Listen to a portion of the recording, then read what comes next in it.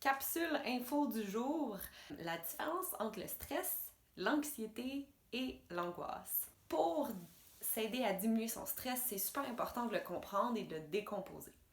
D'abord, le stress, il faut savoir que c'est la réponse aiguë à un événement stressant pour lequel notre corps, notre organisme essaie de s'adapter.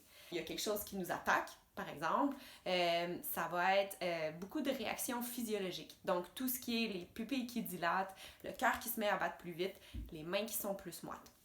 Et donc, le stress, c'est vraiment ce qui, sur le coup, fait qu'on a de l'adrénaline puis qu'on veut combattre le stresseur. Tout ce qui est plus anxiété, c'est quand on vient anticiper un élément du futur. Donc, on n'a pas nécessairement le danger en face de nous, mais on pense que le danger s'en vient, ou on perçoit qu'il y a une situation pour laquelle on n'a pas les ressources nécessaires pour passer par-dessus, pour s'adapter, dans le fond, au stresseur.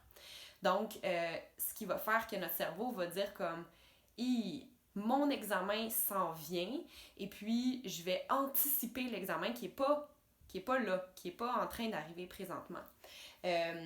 C'est aussi un peu un état d'esprit quand on parle d'anxiété, c'est plein de choses qui sont dans mon esprit, qui sont dans ma tête en même temps.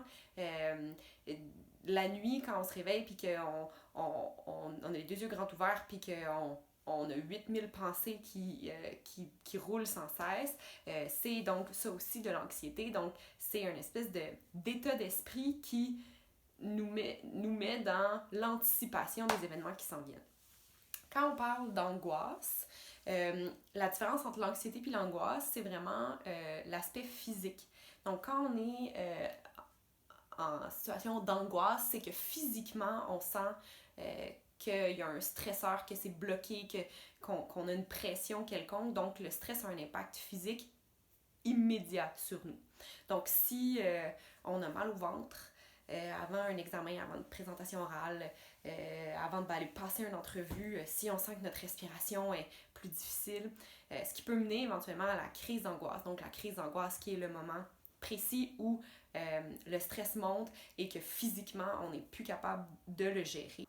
Donc, j'espère que ça vous a permis de vous éclaircir un petit peu. Je vous pose la question.